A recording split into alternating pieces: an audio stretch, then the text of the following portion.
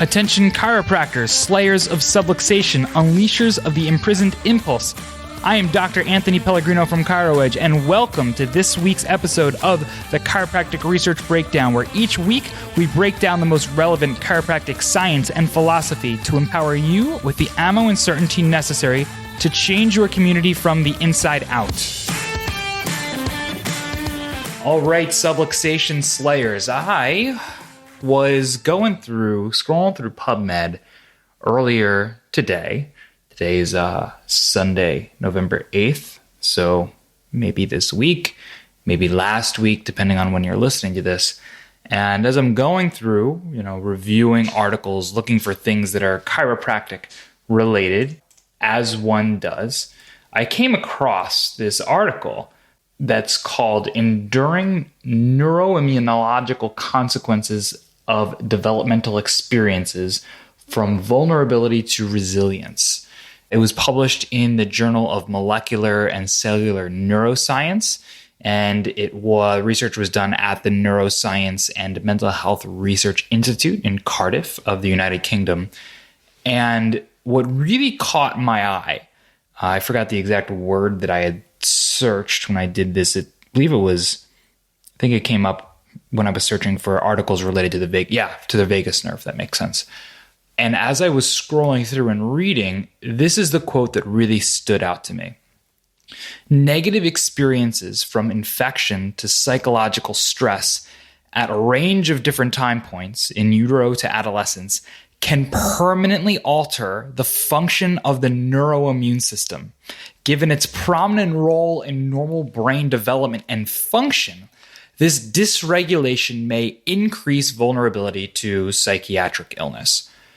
So this stood out to me. If you guys aren't excited yet, I hope you are soon. This stood out to me for a number of reasons. Number one, whenever I see any system like digestive or immune or reproductive with the word neuro in front, I get really excited. Another reason I got excited is because of our current climate and how chiropractors don't want to talk about the immune system or don't want us to talk about the immune system, and even go so far as to say that the immune system is separate from the nervous system, which makes no sense. The other is that psychological stress at different time points, including in utero, can permanently alter the function of the immune system, permanently alter. Okay, birth trauma, prenatal stress, all of the different things that chiropractors work with. And then from that point, this dysregulation in the immune system affects normal brain development and function and can lead to psychiatric illness. I looked, and none of the people who wrote this article were chiropractors, but they very well could have been. The communication here is everything that when we look at adapting to the 3 T's, when we look at improving nervous system resilience and adaptability, that is what this article is about. So we're going to jump in and review the immune system today. The article did a fabulous review of normal function of the immune system and how immunological changes can impact brain development, and how stress, physically, chemically, and emotionally, chiropractically, can impact the development of the immune system and therefore impact the overall development of the neurological development. So we're going to go through and do this review slightly differently than we usually do. It's not a chiropractic article per se, and we're going to go through different things that I want you to be using in your table talk and different research components that are really exciting as well. But I just think that this is going to be a little bit more of a teaching episode, because we're going to be going through and pulling out the words from the article that they use when they review normal development of the immune system. And I'm going to be talking about things like interferon, interleukin, all of the different things that I think that we in chiropractors should understand. So I am going to use some of those Latin words and different things like that just kind of go with medicine. So anyway, just most of what I'm going to be doing in this article is pulling out specific quotes for you to learn from. So right in the beginning of this article, what we start talking about is that environment can have a profound impact on brain development, conferring risk or resilience to psychiatric illness. Several meta-analyses show an increase in the risk of developing neuropsychiatric disorders in adulthood for individuals who are exposed to stress. However, not all people who are exposed to stress develop illness. Some people demonstrate resilience due to either A, their genetics, or B, positive environmental influences. In the influences, they list things like high family functioning, close parental monitoring, and good social support. You and I know that the improved adaptability of the nervous system via what we'll kind of go back to Sue Brown BGI land. If you guys have never read the article, The Role of Subluxation in the Human Evolution, I like to sometimes, especially when we talk about neurological development, think of the adjustment subluxation process, and that the goal neurologically, neurodevelopmentally, the subluxation adjustment cycle isn't just so to keep somebody free from subluxation and put them in a bubble to do that, but it's to get their body, actually the way that they improve is by getting subluxated and then getting that corrected. And I just boiled down a really heavy philosophical piece to 30 seconds. So I'm sorry if you guys are big BGI people and I kind of butchered that, but that's the cycle that I'm mentioning. An individual who goes through that, gets subluxated through living their life, and then gets that corrected is obviously going to increase adaptability and is going to increase resilience, right? That's what chiropractic is all about. So the authors in here note that human studies are typically hard to do on development because of environmental factors, but animal studies are easy to do because we can negate those factors. What they found is that stress during development in animal studies is detrimental for cognition, is detrimental for behavior, is detrimental for neurogenesis, and they use the word is detrimental for neuroplasticity. So the underlying mechanisms of how stress impacts psychiatric illness, in utero stress impacts psychiatric illness later on, and impacts the function of the immune system isn't fully understood. But research reveals that the neuroimmune system plays a role. There is overwhelming evidence that both the innate and adaptive immune systems play a key role in normal brain development and function. Contrary to the traditional view of the brain being immune privileged, we now know that there are considerable levels of immunological communication between the periphery and the central nervous system. This is crucial for what they call sickness behavior. That activation of the immune system affects neuronal function and causes reduced activity, social interaction, and sexual activity while increasing responsiveness to pain, anorexia, and depressed mood. Okay? When we talk about when you feel symptoms, you're not sick. In chiropractic, we have the term expressing health. And in this article, they talk about how all of these neurological effects of, quote, being sick, sickness behavior, the reduced activity, the reduced sexual drive, making you more responsive to things like pain and anorexia, making you depressed, all of the things that we in society want to treat. These neuroscientists essentially say that these behaviors actually benefit the infected individual by forcing them to reduce and minimize their energy expenditure, limits their exposure to predators, thinking evolutionarily, and allow for successful recovery from infection. So in chiropractic all the time, we talk about how, the fever, if we raise our temperature of our body, then, it makes it harder for bacteria and viruses to live. And, we don't want to go in there and take a Tylenol or an ibuprofen and just reduce this fever because we're destroying the body's natural, normal immune response. And they go so far as to say that not only the fever itself, but all of those, not just the cough, not the runny nose and those physical things, but even the emotional response, the neurological response to being sick is actually all part of the body's normal, natural, innate immune response.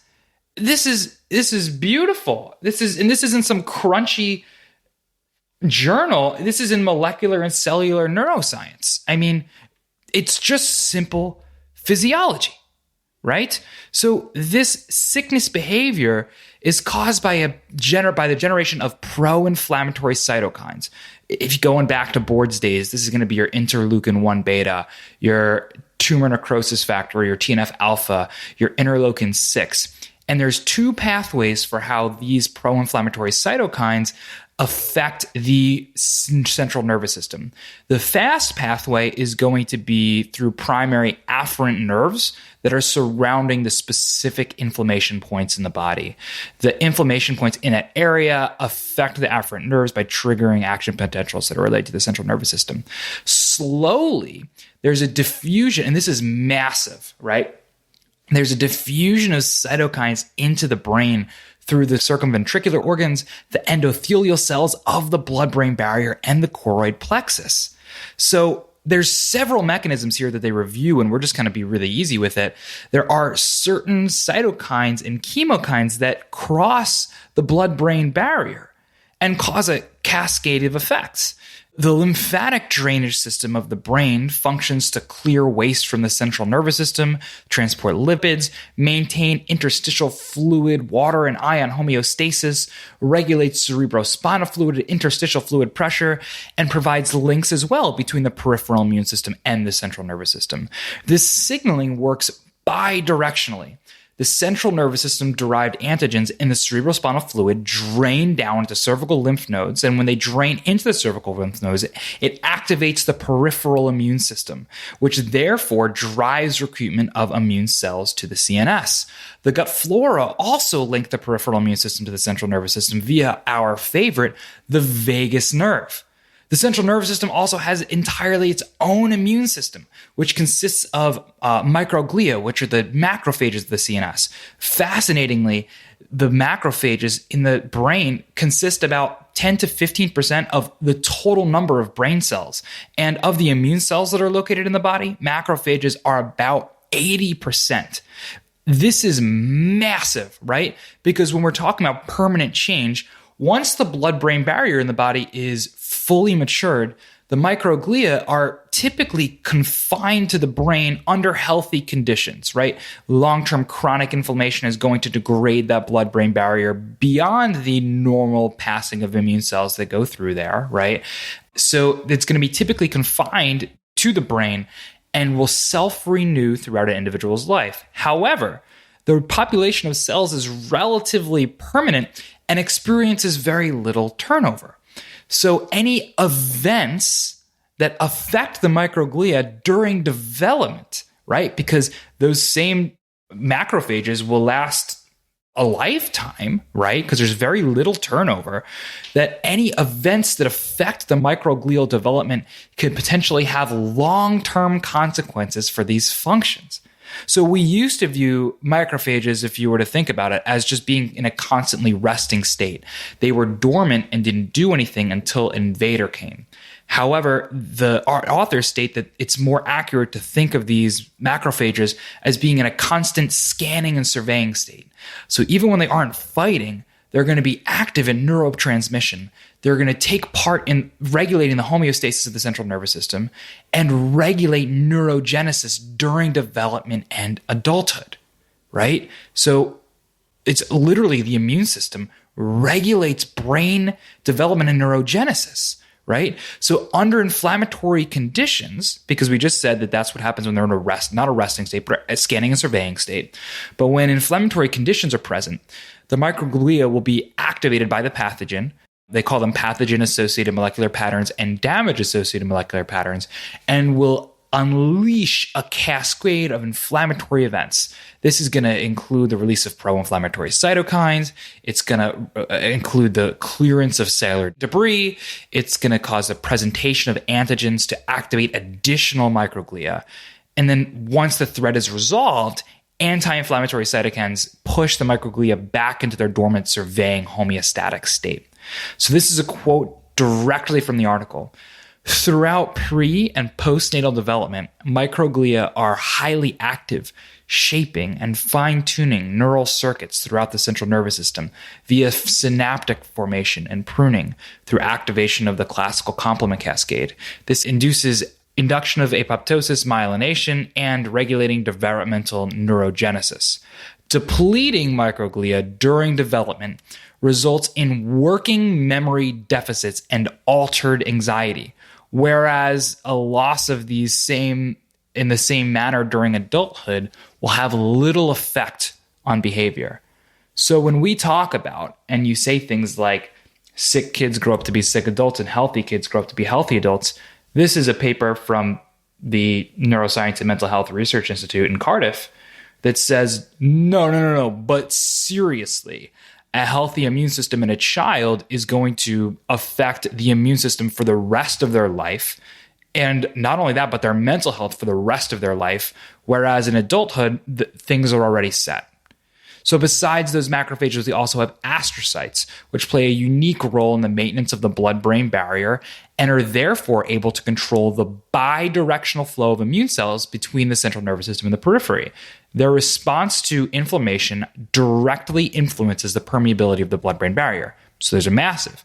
We've got mast cells. Now, these communicate with neurons and glia through the secretion of, like what we're talking about, the cytokines and expression of neurotransmitter receptors.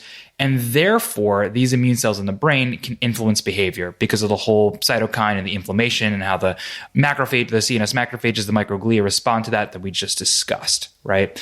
So then they go into and talk about the neuroimmune system. And again, they use that word neuroimmune, which is just freaking beautiful. So they go in and talk about how the neuroimmune system relates to psychiatric illness. Given the vital importance of various immune components for normal brain development, neuronal function, and behavior, it is easy to imagine how altering the neuroimmune system could affect cognitive function. I agree, Dr. Redaway and Dr. Bridges. They say correlations between the immune system and the psychiatric illness have been known for over a century. In 1927, Julius Wagner-Jauregg was awarded the Nobel Prize in Medicine for the development of a malaria inoculation to treat syphilitic psychosis. In the last few decades, alteration in immune function has been associated with a range of psychiatric illnesses. Mastocytosis, or the excessive accumulation of mast cells in internal organs and skin, is associated with anxiety, emotionality, and memory alterations. Studies have shown that altered levels of peripheral cytokines and lymphocytes shows up in schizophrenia, in bipolar disorder, in PTSD, and in major depression. Interleukin-1 beta, interleukin-2, interleukin-6, interleukin-8, and TNF-alpha are all associated with suicide. So, and I quote, given the intimate functional relationship between the immune system and the neuronal system, aberrant neuroimmune function directly contributes to the etiology of psychiatric disorders. I mean, we are just totally in chiropractic land here. And yet there's people in a profession who want to say that chiropractic, that the nervous system has nothing to do with immune system function. And to them, I say, open up your darn eyes and search Vegas on PubMed, right? Like, you're being willfully ignorant. Willfully ignorant. Okay? I know that you're intelligent, smart people. Stop being an ignoramus. Okay? So psychosocial stress in the immune system. And this is massive because now what they're going to start to talk about is the 3 T's and how psychosocial stress actually impacts long-term development of the immune system and therefore long-term psychiatric and cognitive development. They say the immune system is obviously highly responsive to immunological stimuli, right? Obviously, the immune system is going to be sensitive to invaders because that's what it does. However, they say, it also responds to non-disease related stimuli, especially stress. They say that acute stressors, such as public speaking to skydiving, promote immune function in the periphery, that they can do a blood test and see an increase in pro-inflammatory mediators right before somebody goes to go public speak. They say stress is a normal part of everyday life, and that this response of the pro-inflammatory mediators, again, is not something to be treated, but actually is there to give us an evolutionary advantage by prime the immune system. This is something a way I haven't thought about this, but if you go escape the tiger, your body will actually prime the immune system because there's a chance that you're going to get injured when you are in fight or flight and running or facing this predator. If you are injured, that means that you have an increased risk of infection. So your body will actually activate the inflammatory responses in your body with acute stress in a way that evolutionary gave us an advantage. Again, this is all thinking about acute stress, and we're going to talk about that. They talk about how the sympathetic adrenal medullary and hypothalamic pituitary adrenal axis are the major stress axis of the body. If you guys are looking back to like boards days, that's the SAM axis, the sympathetic adrenal medullary, and the HPA axis, or the hypothalamic pituitary adrenal axis. The sympathetic, the SAM axis, produces a rapid response. This involves the paraventricular nucleus, the locus coeruleus, the rostral ventrolateral medulla, and the subsequent secretion of epinephrine and neuroepinephrine from the adrenal medulla and neuroepinephrine from the sympathetic nerves. The HPA axis, which is one of the things that I love to talk about because how it's heavily influenced by the limbic system and the amygdala, which they talk about as well, which are things that when we look at the disafferentation model of subluxation, it's really easy to trace and see how aberrant, altered proprioceptive information from the upper cervical spine especially can definitely impact the cerebellum. It can definitely impact the amygdala. It can definitely impact the HPA axis, the hippocampus, everything like that. So whenever I see HPA axis, I get really excited. But they say that the HPA axis is slower with secretions from the hypothalamus, again, pituitary and adrenal glands, especially neuroepinephrine. The limbic system also plays a huge role in regulating stress response, as we just talked about. They say there's many pathways through which the immune systems and the stress systems communicate. For one, glucocorticoids bind to receptors in immune cells in the periphery and brain and produce either a pro or inflammatory effect depending on the dose of stress, the duration of stress, and the regions of the body and brain that are affected. The cytokines, which we've talked a ton about, stimulate the HPA axis as well. Sympathetic pathways descend from the brain to the bone marrow, to the thymus, to the spleen, to the lymph tissues, and release hormones that bind to immune cells. Those same hormones, specifically what they're referencing as norepinephrine, will activate the vagus nerve, which will transmit that information up to the brain and increase hormone production in the brain, which then goes to regulate synaptic and structural plasticity. The vagus nerve is also stimulated by peripheral cytokines, providing another communication pathway. So in that, there's a couple things that I want to go back to and break down, is that these authors talk about how neuroplasticity in the brain is altered from improper or from an activated vagus nerve. An activated or a deactivated vagus nerve is going to influence plasticity in the brain. So if you took out the whole immune system conversation and just talk about how things like heart rate variability is a huge indicator of vagal tone, how chiropractic influences the vagus nerve, right, but through correction of vertebral subluxation. If you look at all of those things, it's an easy deduction to say that chiropractic care is going to influence neuroplasticity via the vagus nerve. I mean, that's just easy. They go on to say that the intimate links between stress and immune systems mean that exposure to chronic or intense stress may negatively dysregulate both stress and immune functions. And here we go, if you guys are excited yet. Given the role the immune system plays in normal behavior and neuronal function, dysregulation of the immune system by severe, acute, or chronic stress may play a direct role in pathological states. However, most studies look at immune changes shortly after stress exposure in adulthood. Where we're talking about, you can do a blood test and look at the cytokines following skydiving, right? And you can see that. However, studies show that when we focus on the stress during development, it demonstrates that these effects can be long-lasting and result in permanent reprogramming of the developing neuroimmune system. Conversely, positive experiences may program resilience and even mitigate the negative effects of stress.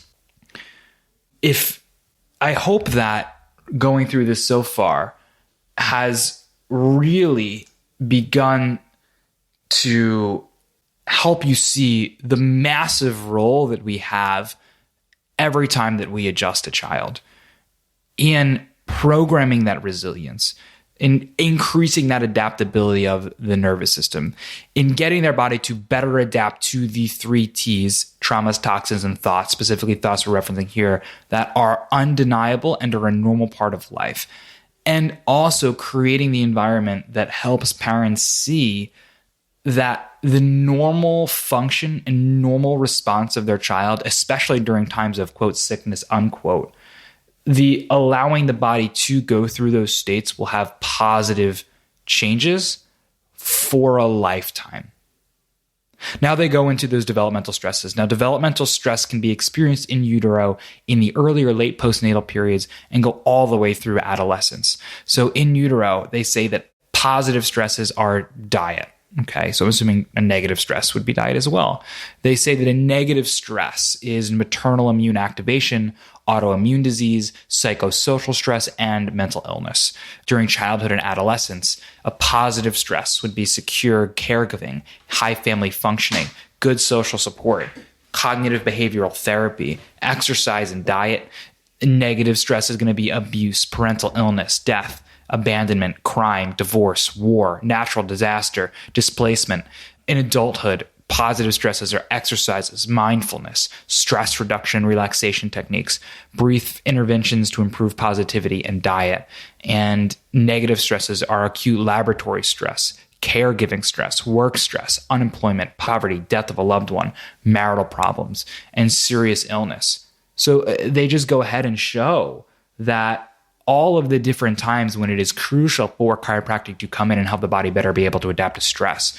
Prenatally, understanding that when we're checking that mom, right, it's not just about when we're checking that mom, we're looking at the function of her nervous system. It's not just about the Webster. It's not just about the structural change we make in that pelvis. When we influence mom's nervous system, we influence baby's nervous system. When we influence baby's nervous system, we influence the entirety of their life. We increase just by simply checking mom. We are going to improve the function of their immune system for a lifetime. Okay, for a lifetime. When you adjust that mom, you're influencing the immune system and the nervous system of that baby for a lifetime, right? When following birth, you correct the aberrant proprioceptive information in the upper neck from birth trauma. Not only is that going to help them turn their head from side to side, not only is that going to help with the reflux, not only is that going to help with the colic, not only is that going to work with the things that the parents originally heard that chiropractic can, quote, help, unquote, but remember that when you are programming, when you are increasing the adaptability and resilience of the nervous system, you are impacting them for a lifetime during the most crucial developmental phase. Right? Remember that with every adjustment that you give, yes, that kid's going to sleep better that night. Yes, that kid's going to have a blowout and probably poop all over your table. That's the reason you have sinks everywhere. But you are influencing the function of their body for a lifetime. When that baby can't eat, sleep, and poop, right? You're helping that and you're influencing them for a lifetime. You know, and you can communicate that anything that alters anything that causes aberrant immune system function in a child and is going to impact their mental health and it's going to impact their future immune system for a lifetime. And that can be in the role of vaccinations, although they don't specifically talk about that in that article, but all signs point to the fact that anything that alters normal immune function in a child is going to influence them for a lifetime. They just obviously just don't say that, but all of the writing is on the wall there. That's from the fact that if you look at JAMA Pediatrics, the Journal of the American Medical Association Pediatrics has said that antibiotics and reflux medications, worst case, should not be given in the first year of life. Worst case scenario, because these things result in developmental disorders and challenges later in life. When you help to look at a parent in the face and help to educate them on that we want to allow their child's body to function as it should, and chiropractic is there to support that. And when we change them from a reactive to a proactive healthcare model with chiropractic at the forefront of that, we are making massive changes in not only their current health, not only that, but in their mental health for a lifetime, right? Adapting to the 3 T's is massive, okay? It's massive. The umbilical cord doesn't just bring blood. It is a power cord, right? It is mom's nervous system and baby's nervous system, and therefore their immune systems are connected, and we work with that all the time. To some, chronic or intense acute stress results in abnormal neuroimmunological phenotype, which may result in abnormal brain structure and function, predisposing individuals to psychiatric illness. A positive experience may promote resilience and can reverse the effects of developmental stress on the neuroimmune system. The authors sum that greater emphasis needs to be placed on protective and restorative role that exposure to positive environmental experiences may provide. So let me ask you guys a question. Are you going to look that parent in the face and speak with a boldness where they trust you and allow you to be that positive environmental experience? Are you going to walk with boldness this week while you correct subluxation? Are you going to keep the big idea with you with every adjustment, even though if you guys use Platinum, you know what a Z list is. Even though you have a waiting room full of full Z list, right? Are you going to keep that intent with you with every adjustment that you give and just know the sheer gravity of what you are doing? Are you going to be the one person in that pregnant mom's life, the one provider that helps her take the wheel of her own pregnancy and doesn't scare her with every ultrasound, doesn't tell her that her baby's too big or too small and that something's wrong with her? Are you going to help her promote positivity in her own health during pregnancy, right? Are you going to help her achieve the birth that she wants and be that positive fact? Because every positivity that you bring in, every way that you help her is going to not only influence her, but going to influence a lifetime for that baby, right? As you improve that breastfeeding, right? As you improve the ability of baby to latch by correcting subluxation, are you going to keep in mind that that's not just going to help them feel better now, but it's going to literally impact the entirety of that child's life? As you help that mother feel comfortable going to her doctor and saying, I think I want to do a VBAC because I've been making all the positive necessary decisions, are you going to think about the gravity of that statement? Because a C-section is going to drastically alter the development of the immune system of that child.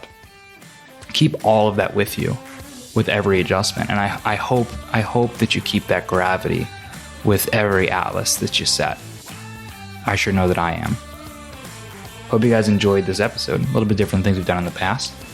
Go out there and slay some subluxations this weekend. And I love you all.